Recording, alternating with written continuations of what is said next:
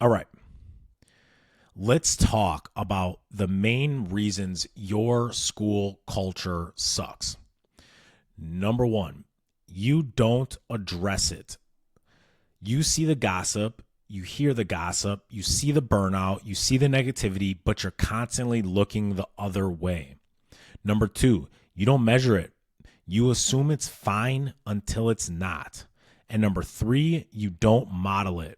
You preach teamwork, but you got everyone isolated. You talk about wellness, but you never get a break. Culture doesn't fall apart overnight. Culture crumbles in the silence of what we allow and what we do.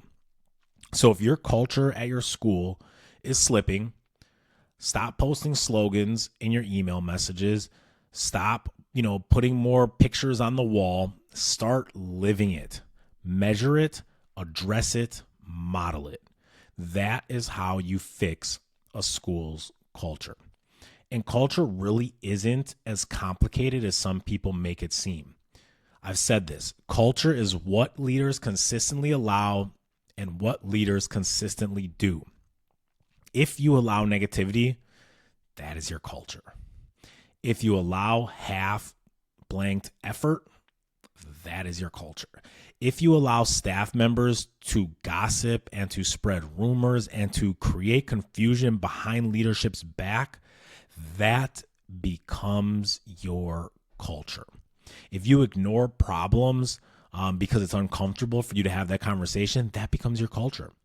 But if you consistently model communication, if you consistently model collaboration, if you consistently model wellness, if you consistently recognize your staff, that can become your culture too.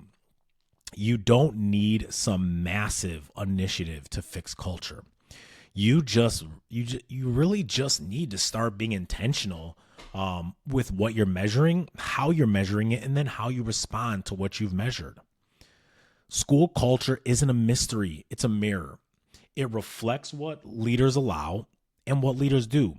If you allow gossip, that's your culture. If you allow burnout, that's your culture. But if you model consistently celebration and care, that becomes your culture too.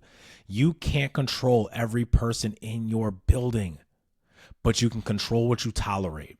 You can control what you create. So here's my challenge to every person listening today, whether you're a leader of a school or just leader of a classroom.